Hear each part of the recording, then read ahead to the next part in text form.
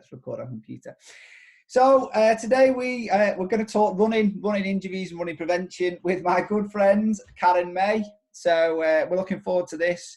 We're going to see how many we can get through because we've been a bit bombarded with questions. So we might have to have a part 2 of this interview if we can get Karen back in this format. Listen, Karen, I'll let you introduce yourself because I think you'll do it better than me. Okay. Right, morning everybody. My name's Karen May. I'm a sports medicine physiotherapist with a varied hat that I wear on a day-to-day basis. I'm head of performance and rehabilitation medicine at the University of Central Lancashire School of Medicine. I'm a physiotherapist and work in the clinic there. I research and basically treat runners, which is pretty much most of the patient clientele that I seem to deal with these days.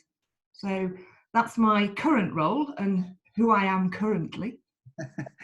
And I think me and Karen have known each other a long time, and and what's quite nice is that I think with you talk very openly and straightforward.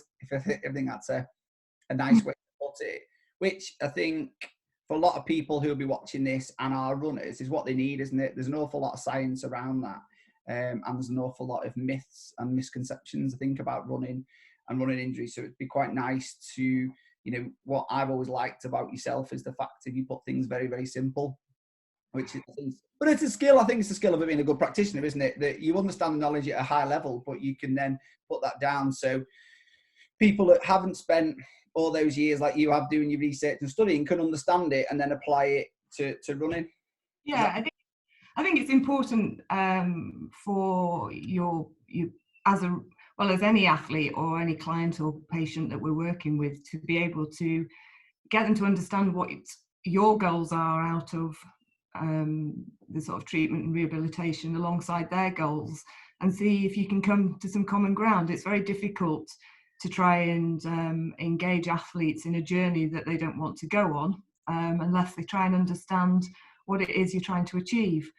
Most of the time, as a therapist, you wouldn't necessarily stop runners doing things because that's not in their nature, but it's about changing and adapting how they're training and how they're recovering to maximize what you want to do. It's not very often that we actually have to break a cycle and stop the athlete completely, because that's not what most sort of functional therapists are about. They're about keeping their athletes doing what they love doing. But it's important, isn't it, to be able to understand the knowledge and reproduce that. I think you're right, there are a lot of myths around, and legends around running. And actually, it's probably not as complicated as people make it in terms of what you should do about training, what you should do about load, what you should do about recovery, what you should do about management. It's actually finding a balance of all of those things. I think a training program that looks at volume, intensity, frequency is it in a nutshell. And it's only when that volume and intensity and frequency become too much at any stage that you then start to break down. And that breakdown can either be fatigue, it can be injury, it can be changing mood state, emotional breakdown in terms of you fall out of love with running, sorry.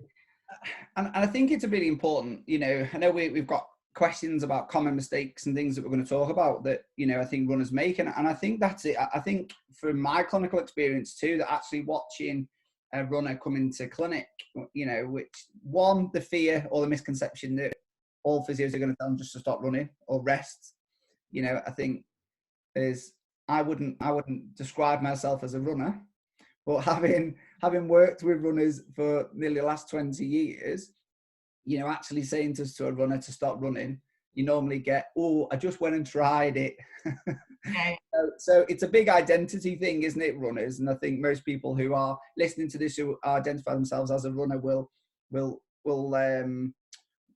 understand that, and they're probably all having a giggle knowing that when they've been told to rest, they've actually gone out and tried it. But one of the things I think you made the point, and I just want to highlight it, is the fact of, it is when I think we can start to consider injury prevention as the part of, your own body, don't you? And if you wake up in the morning and don't feel like doing a run and you're a runner, then that could be the first sign to overtraining. Is that fair? Yeah, I think that is fair, and I think overtraining. I think there was a study in 2007 that looked at what overtraining was, and it's around the result of poor management of stress on the athlete, basically. Now, that stress on the athlete can be emotional stress or physical stress, and it's when those things combine that you start to get this overtraining sort of syndrome. And actually, sometimes with results of that, less is more. When we're looking at overtraining, we're looking at adaptive training, basically needed to maximize the point of threshold in which your muscles are working, in which your cardiovascular system is working. But beyond that, additional training doesn't improve that functional capacity. And I think that's where athletes tend to fall down, is that running is all about miles, and it's about time on your feet, and it's about being out there. The more miles you do, the better runner you're going to be. And actually, that's not true. You've got to be able to withstand the load that you're putting through your body, and that load is made up of, as I said previously, sort of volume, intensity, and frequency. And if you can't withstand the load, then you're eventually going to break down.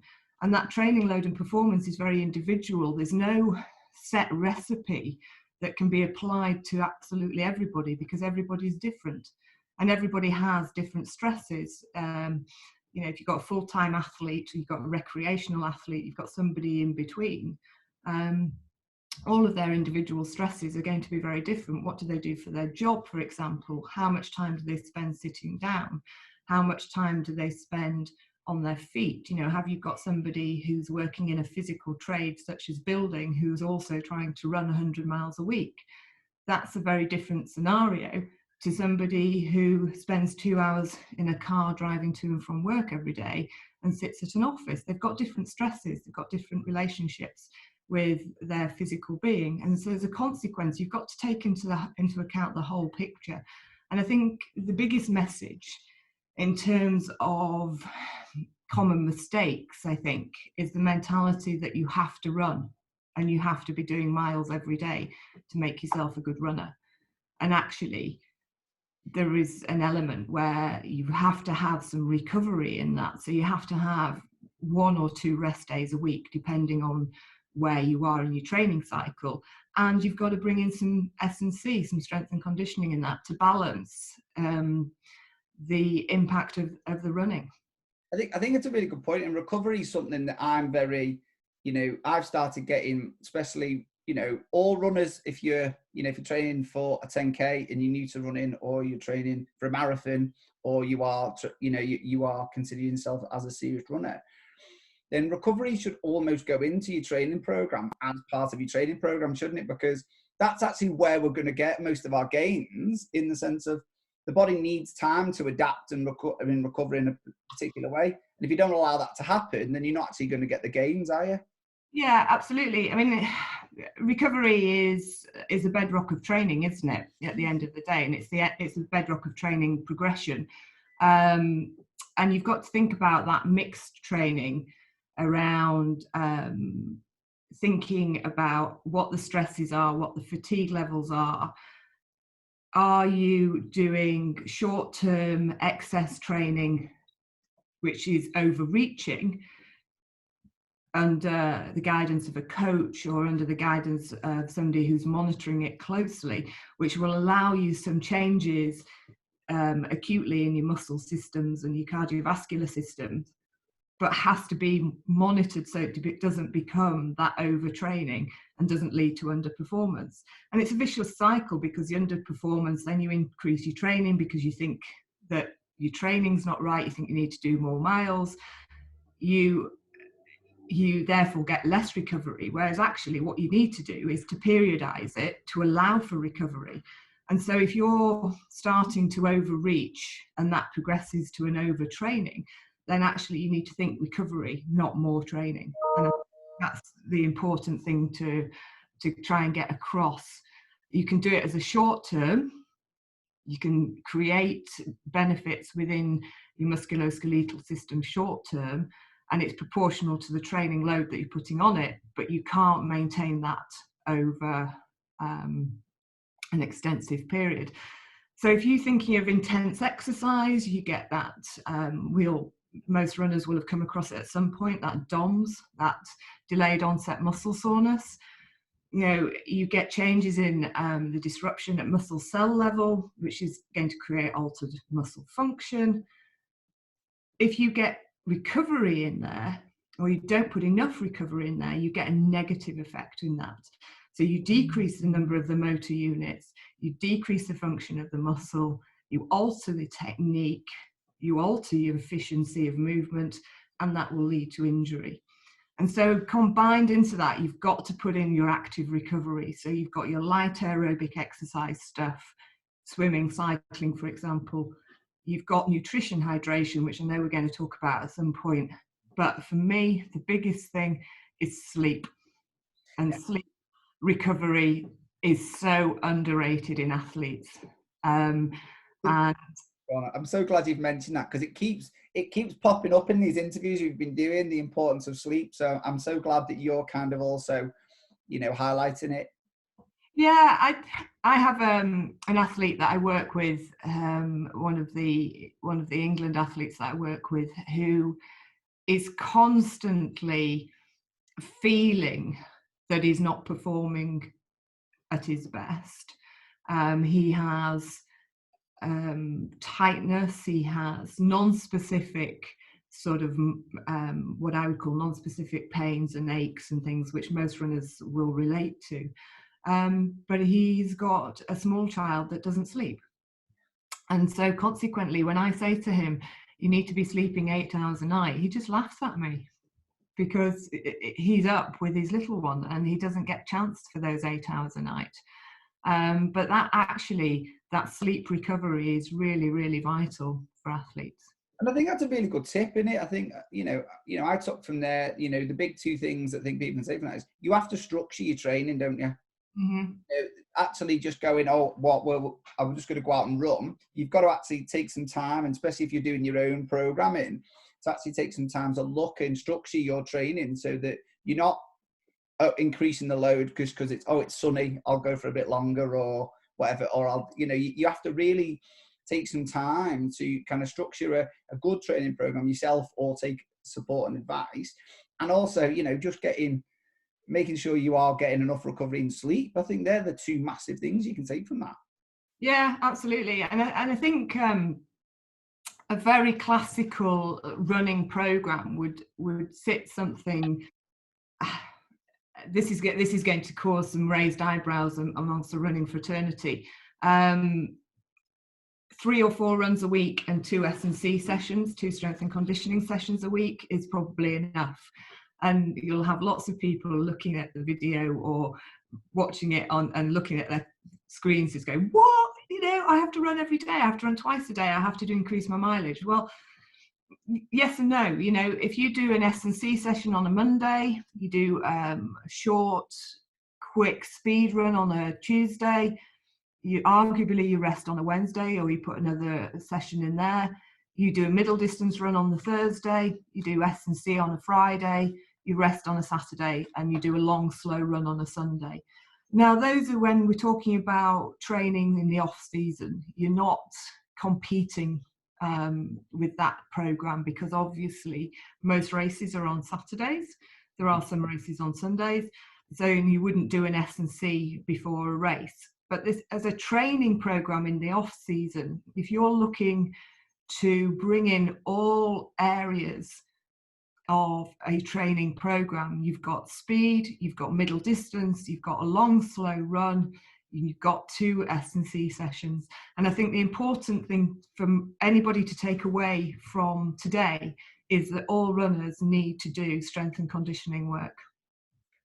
And again, this is why we get on so well. But again, it's something which, it's very interesting when, runners come into clinic and then we have to introduce S&C into their program, don't they?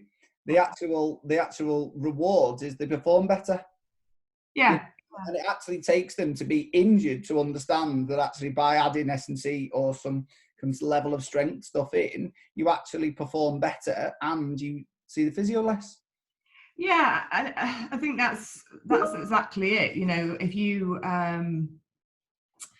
it's a fast trip to the physio, isn't it? If you're doing increased loads and increased training programs and you're running every day, and we're going through that overreaching phase and you overstep that, that's when you end up as a very quick straight trip to the physio or the therapist or whoever. Most of I work a lot with fellow mountain runners. That's my real bag.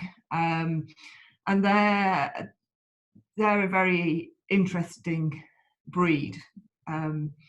They're phenomenal. If you ever watch fellow mountain races, the speed at which those guys descend is absolutely ridiculous.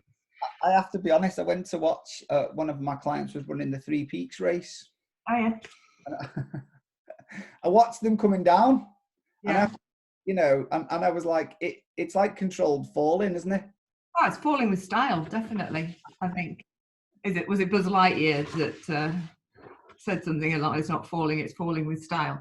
But yeah,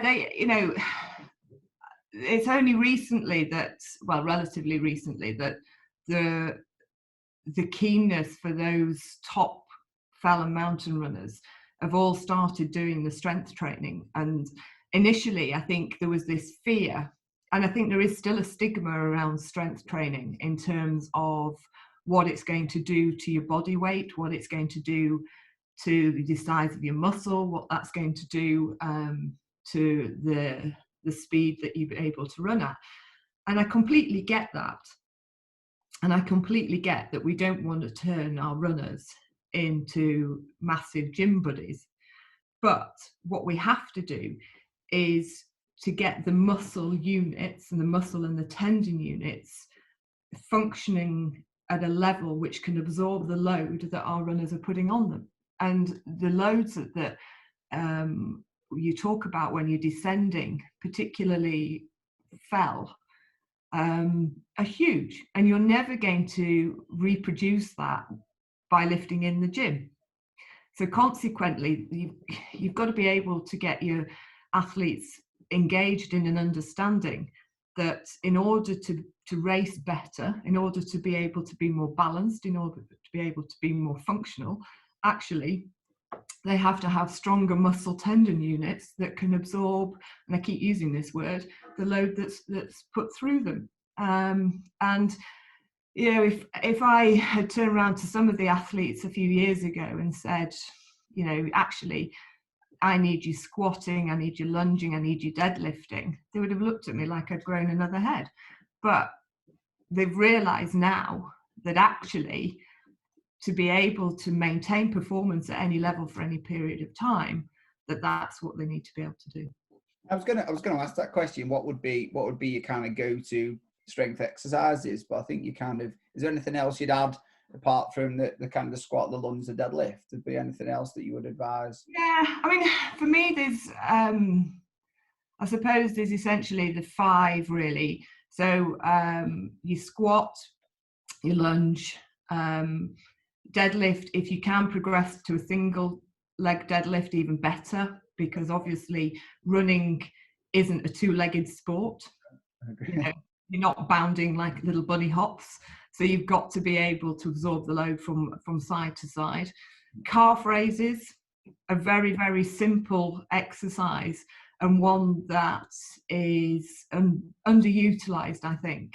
And calf raise, concentrating not on the up, but on the push up, and then the slow eccentric lengthening out, and also a bent leg calf raise. So we're not just doing straight length leg stuff. Again, you don't run pogoing up and down. You run with a degree of knee flexion and extension, and you have to be able to utilize both sets of muscles within, or you know, the sets of muscles within the calf to be able to absorb that flexion extension through the knee and through the ankle. I mean, listen, you know, No, to agree with it. I think that's a really point that's missed as well, that the fact of, you know, that kind of ankle strength through the calf, developing either through soleus or gastroc with a straight or bent knee, I think is really important. And what we find is a lot of potentially overuse injuries because if you can't absorb that load correctly through the ankle, it's not going to lead to injury, but it also may lead you to not working as well from other parts of the chain. So actually injuries due to weakness of there will compensate somewhere else, won't they? Yeah, yeah, absolutely. One of the And key, I think, for me, I'm, as you know, I'm a massive glute fan. I think the glutes are not as in massive glutes, but I am a big fan of glutes, and I think that's a key muscle group that's underutilized, particularly with runners. And I think it's really important to, yes, sort of glute bridges and things are fantastic, but actually single glute bridges are even better. Single glute bridges with an unstable surface, which is easily done, even just putting your heel on some cushions, or a heel on your football or something like that, which creates what we call a proprioceptive, or a balance awareness and joint position awareness sense of training as well, is really important. Again, massively so, for runners to be able to think, not to have to think about where their feet are on the ground. And being able, the other thing that I would really love all runners to add in is lateral work. Now, runners don't often think about lateral work, which from lateral, I mean from moving from side to side, because you run in a straight line. Actually, if you're running on uneven terrain, you've got to be able to move and shift your body weight. And actually, even if you're running on a flat surface, you have to be able to shift your body weight from one side to the other and be able to control those lateral forces and the rotational forces that are part and parcel of the way we move. And so actually, one exercise that I really like my runners to start to do is speed skaters and lateral lunges. Start with lateral lunges, and then move on to speed skaters. Vary the speed, vary it with a load if you want to add in some dumbbells into that, or some kettlebells and holding it in the middle. And even just static exercises where you stand on one leg and you move the other leg sort of through a clock face and point the other leg through a clock face, where you're actually starting to challenge your balance awareness, and the ability to move and change direction, are all things that we need to think about with our runners that we don't often necessarily address. and I guess, I mean, one of the questions that was asked is, what would you do differently between road running and fell running? Now, obviously, that lateral movement, is it fair to say it's even more important on the fell, because you are constantly almost, there's not often there's a nice straight path for you to run down, is there? No, and often if my son does a lot of fell running and off-road running, and the thing that I'm trying to teach him to do is to actually sort of start to think about looking 10-20 meters in front of you and getting your visual system to pick up your best line of descent. And if you start to work on that and start to work on visual acuity and the ability to absorb information in front of you, then it allows you to descend much more balanced and much more fluidly than it does if you're having to look at where you're placing your feet. And that ability to move from side to side laterally, to maintain stability whilst you're doing that, and maintain sort of that balance awareness and agility is vital for downhill running. And actually, if you suggest to fell runners and mountain runners that they need to do some SAQ drills, they'll probably look at you like, what? Why do I need to do speed or quickness and agility drills? Well, actually, if you've ever tried to run down a scree slope, or you've ever tried to run down very tussocked grassed areas, you have to have the ability to move your feet very, very quickly. Yeah. And if you don't do that, you end up on your ass, and that's part and parcel of fell running at the end of the day. But and I think if you ask most of the runners, races aren't necessarily won on the ascent.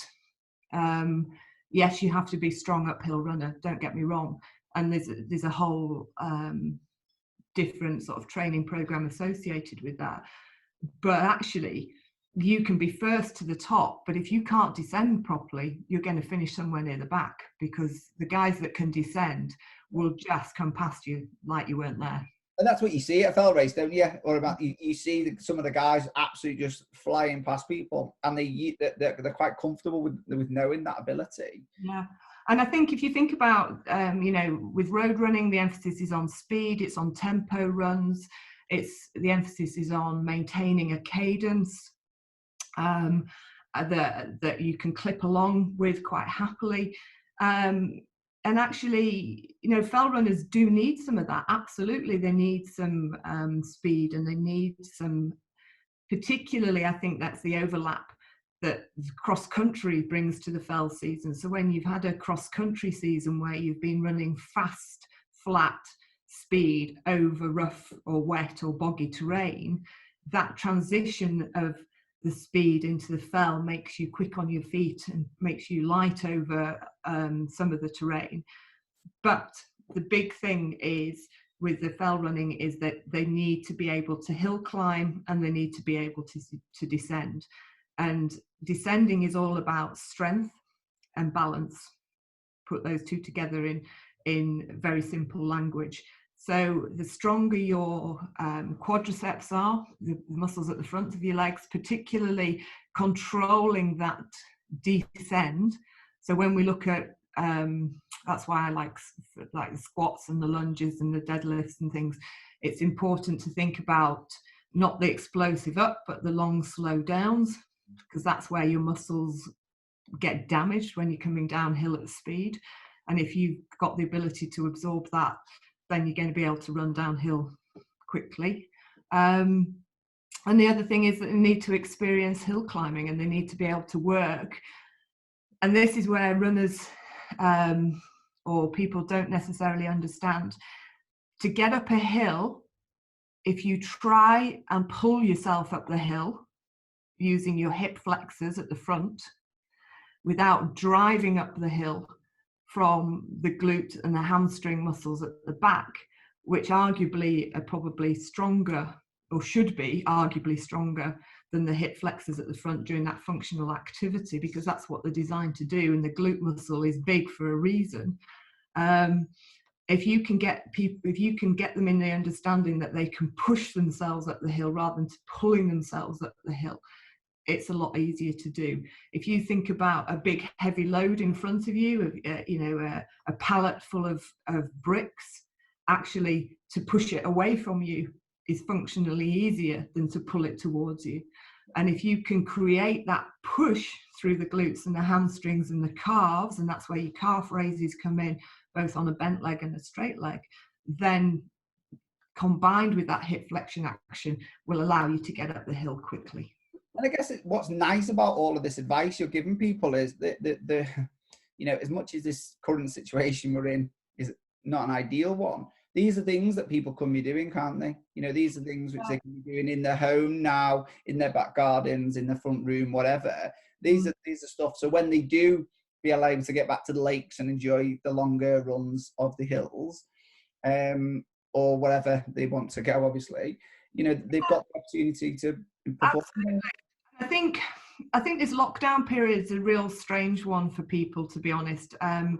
It's one of those things where we've had 5-6 weeks of lockdown. It's been blue sky, it's been sunshine. The temptation is to get out there, run, because it's good for your soul. Absolutely.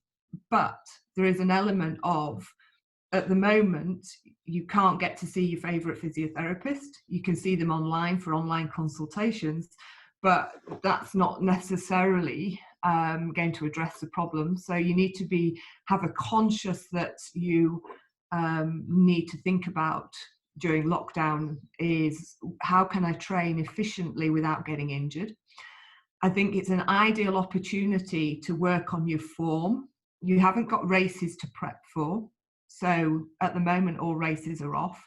So it's not a case of pushing to a particular race goal. What it is, it's just like a big off season. And so actually you can experiment with some of your S&C and add in some of these exercises. Doesn't have to be heavy weights, but to create a strength change, you need to be thinking of sort of 3 sets of 10 to 15 reps maximum. If you're doing 20, 25 reps of something, you're probably not going to get a strength train. You're going to get a neuromuscular adaptation, but you're not actually going to get a strength change. So you need to be looking at those sort of 3 sets. If you stick with 12, pick a weight. If you can do 18, 20 reps with it, it's too light. If you can only do 5 reps with it, it's too heavy. That's as technical as you need to go. So if you can do 10 or 12 reps with it, you're pretty much spot on in terms of where you need to be. Thinking of 3 sets of 12 of those. Think about your form. So when you're doing your lunges, picture how you want to run. What do you want your running style to look like? Now, again, with running styles, everybody is individual. People talk all the time about how do I change my style? How do I become a more efficient runner? Well, if you look at people like Paula Radcliffe, for example, if you were to analyze her running style biomechanically, you'd probably think, there's lots of things we can change. If you look at Michael Johnson, that beautiful, upright, strong running action, fantastic, worked for him. Usain Bolt, overpronates, flat feet. Did it stop him becoming the world's fastest man? Well, the marathon record holder, I don't know if you saw this, but after he broke the world record and there was this big yeah, they'd actually looked, there'd been an article written about how he had biomechanic faults in his running. Yeah. You know, this is a guy that said, oh yeah, well, we could improve his running, and then he's just gone and run the fastest marathon time ever. You know, so I think it's a really key point, isn't it? That, you know, yeah, and actually the way that we move, I mean, you and I have many hours of conversation around, you know, what is good posture, what is core stability, what is the perfect. The perfect doesn't exist, and everybody's individual. And actually my motto kind of is, if it ain't broke, don't fix it. Just make it more efficient and make it better within that movement pattern. Because that, if you try and adapt and change too many things, briefly mentioning footwear, if you go into a running footwear shop, you surrounded by hundreds of trainers, and you've got, you know, Joe Bloggs who's wandering around on a Saturday afternoon telling you, well, you've got flat feet, therefore you need pronation control shoes, etc., etc. If you've got the muscle adaptation that allows you to run in pronation and has allowed you to run in pronation for a number of years, if suddenly you completely change that pronation and make it neutral, what you're doing is creating a massive imbalance throughout your system. With muscles that work one way, you're suddenly asking them to work another way, and it's going to potentially predispose you to further injury and potentially worse off than you were to start with. So actually, if you're looking at sort of a pronation, if you think you've got gait issues, go to somebody who's going to look at your gait analysis, but look at it in a functional gait analysis, and where is that pronation coming from? And a lot of the time, the pronation in your running style doesn't necessarily come from your feet. Your pronation is coming from alterations in your hip movement, alterations in the control from your hip to your knee, which is causing the tibia, the big bone between your knee and your ankle, the shin, to torsion and rotate. And that torsion and rotation, you get a compensatory rotation through the foot, and you're creating some pronation. You're creating a change in the angle of the heel. And if that's the case, if you fix that into a shoe, that doesn't allow that mechanism within the foot to compensate for what's going on higher up, all you're going to do is, like a kinetic chain, is to throw the rest of the chain out, and you end up with compensation problems, potentially even right up to the shoulder, all for the sake of the foot. What you have to do is get that gait pattern analysed and look at where those weaknesses are and work on those weaknesses and strengthen them. Yeah, no, totally agree. And I think that's, again, that's something that, like you say, we have lots of discussions around, in the sense of sometimes it's understanding the whole kinetic chain and where everything comes from. And that's, and I think that's a really, really nice point. We are coming to time, because I'm literally not even halfway through the amount of questions, but I mean, there's been absolute some gems in this. One of the ones that I think you touched on there, is there anything that, I definitely think at the moment in time, recovery has been, sleeping well has been good. We need to add some S&C in. We have to add some lateral based stuff. And these are all things we can do now. Is there any kind of other running drills that you would, that's been something that's been kind of thrown in there? Is there anything from a technique thing that people should do? Or is it just about, realistically, just getting your body stronger and just loading and adapting well? I think one of the biggest things that's being researched at the moment is looking at that sort of gait re-education, I suppose, and looking at more specifically in that the step frequency. Okay. So the cadence is potentially a simple and effective way of improving your running economy. Now, idealistically, we should be looking at a step per minute rate of around 180. Okay. So foot contacts. And actually, if you have 164 or less, then you're potentially going to get more shin and anterior knee pain, because you're spending longer in a loaded position than you are if you're putting more steps in per minute. So 174 or above, you get less shin pain and less likely to develop shin pain or tibial load. So if you can increase your step rate by about 10%, if you're low, if you're in that 160, 170 category, if you can increase your step rate by 7.5 to 10% to bring it up to about 174, 175 plus, then you're going to reduce the patellofemoral load. So that's the load going through your kneecap. You're going to reduce the peak force through the muscle, through the calf, the quads, the glutes. You're going to reduce the load on the Achilles tendon. You're going to reduce the load on the tibia, the shin, for those people who get shin pain. And you're going to reduce the load through your plantar fascia. So, that's what I added in then, surely, I mean. Yeah, in terms of something drill-wise that works on your cadence and your foot contact with the floor, to help you increase that. So, I mean, skipping's a classic, a great way of just creating light foot contacts and increasing your foot contact. Those sort of running drills where you're working on thinking about your cadence. Download a metronome onto your phone, dead simple to do. Set it at 175 beats per minute, plug it into your earphones. I don't advocate running with earphones in. It drives me scatty when I see people doing it. I think it's really dangerous.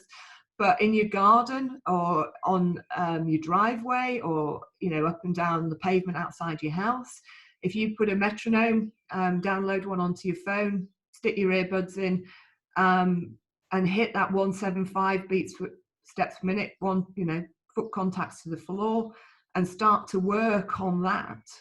Brilliant. That's a very simple way of increasing your efficiency. I think that's a really lovely tip, and I'll be totally honest. That's a new one on me. So even I've learned something. I'm going to be metronome now. Listen, Karen. I know you're really, really busy. And, I really appreciate your time today. It's been absolutely fantastic.